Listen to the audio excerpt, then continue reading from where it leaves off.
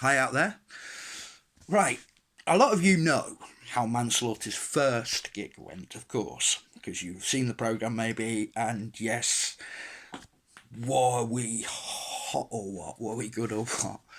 A quote I remember about it was saying they were perfect rock and roll and a perfect shambles, was one quote I remember.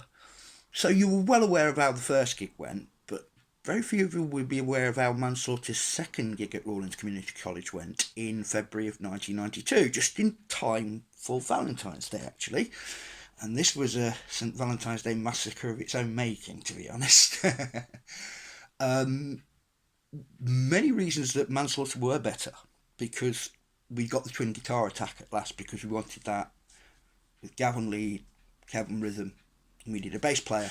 So we asked one of Gav's mates, a guy called Anthony, to play bass for us for the one-off gig, while we were teaching a guy called Pete Bell, I'm going to talk to you about in a second, to him to take the full-time bass player's job. And on drums as well by that time was just Martin, Mr. Piggins, because, yeah, you saw Andy.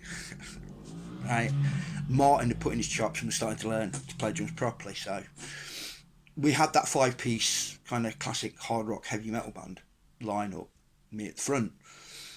And Pete Bell, alongside Kev, were the ideas who were going to make our Spinal Tap moment come true.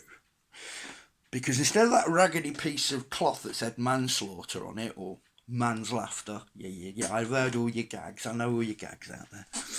This time we were going for broke. We were going the full Spinal. And we got Pete, who was working in the art department. Between them, they designed and created out of wood an enormous big skull. Big half skull it was. Just like an Iron Maiden Eddie piece. And it was very much based on the Clairvoyant single cover, because what he'd done is he put a drill bit straight through the middle of this skull, except the skull was one half pure skull, and the other half was like an Iron Maiden Somewhere in Time Eddie android, with a target screen and a red perspex bit which we could shine a light through on stage, and it looked phenomenal. And this thing was about 9 feet high and about 4 feet across, and we put it and hung it at the back stage, right? And we looked at it and went, oh my god, we're in the major leagues. Yeah! We looked like a band who was an heavy metal band with our stage drop, except for keen eyes ignored something. Our road crew decided, in its infinite wisdom, meaning a couple of mates we knew from art class and various other classes who were a bit of herberts and looked like to hang out with us, decided that the other thing to go with that would be a kind of Mad Max post-apocalypse scene. So they went into the drama department and the drama storage cupboard at the back of the stage at Rawlins, and they found all these bits of corrugated iron, and they were obviously done some street drama piece or something, and a social conscience piece, and they were all plastic and meant to look like an old derelict fence and various bits of pipes and bits of scaffolding, which were perfect alongside the skull. So they spread them out, and I didn't even see this happen, really. And they spread them out either side of the skull. Martin's drum kit's in the middle, the amps are either sides. You know the setup if you're a metal fan or a rock fan. And I wish I'd have paid more attention to what exactly they put out. And here's where it comes. We played brilliantly. And I won't hear anything said against that gig. We played incredibly well. We actually sounded like a young teenage 5-piece heavy metal band. Because we played, we did the AC/DC ones. But this time we played, I don't want to say the world got its live debut. And so did a track called Only Wanna Rock. And during Only Wanna Rock, I was so pumped up at that point that I had a mind fart and I only sang the choruses. I couldn't remember the verses for the start, and it's like, what's the name? So I just sang the choruses. It was shortened version.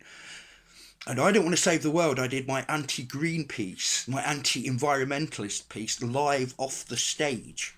Yeah, as a kind of front man giving it the front man rap. It's all your fault, you see, you know, the planet's going to die and this, that and the other and rah and all this, that. And I did what I did on the diary on stage, and I was in that kind of nihilistic thing. And this girl started booing me at the front, right, down here. And her mate started booing me. And all the rest of it. Wait for it. So anyway, I just blew it all off and we did I Don't Want to Save the World. And then we started to have cans in the stage. You know, crushed cans, drink cans. And it's like, this is getting a bit hostile. And me and Gav went to the front of the stage between us, picked the cans up that we could get and threw them straight back into the crowd, and we got a cheer. Now, all of this, by the way, is on video. Yeah, we got a guy from the film and media department at what they call Barry to actually film us with the school video camera, which we bought a videotape for because we thought we'd send it to Video Diaries. Video Diaries was done by then in February of '92, and we just thought we'd send it to Bob and Stephen and all the team there to say, look, here's our second gig. Look how much better we were. Why can't we have this on instead? We weren't that much better, but we were a lot tighter. And I do remember that. I watched the playback of it several times and I thought to myself, you know what, I can see within 3 months we've come a long way. We couldn't have been any worse.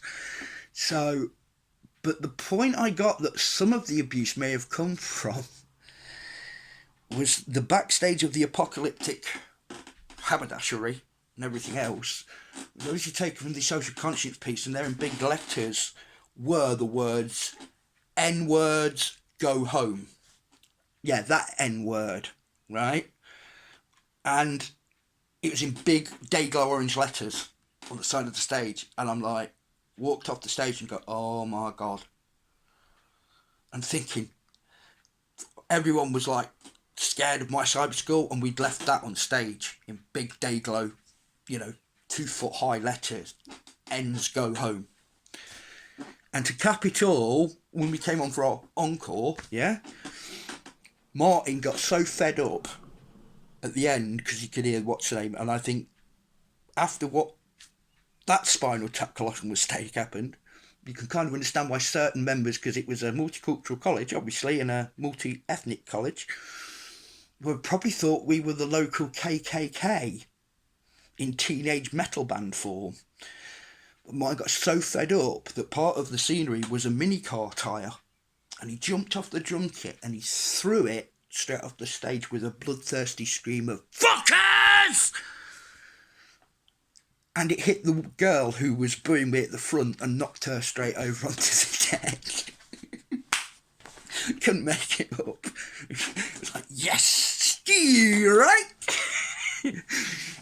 And that was Manslaughter's second gig. And it effectively at that point, because of what Martin did, not the Ends go home on the what's name, I think they even realised that was a genuine mistake, but doing that was a bit out of order. And I had to see the deputy head, and he said you can't do things like, you and your band can't do things like that. And teenage rebel, leather rebel, lightning in the dark, right, me, turned around and went, you can't tell me what my band can and cannot do on your stage. We'll do what we like. I'll do what I like. In fact, I'm sick of your authoritative rap, man. You're the man, I'm sick of your rap. And basically, about a month later, I quit the college. I quit Rawlins, and I ended up doing courses at Loughborough University. So, yeah, it did change my life, that second gig.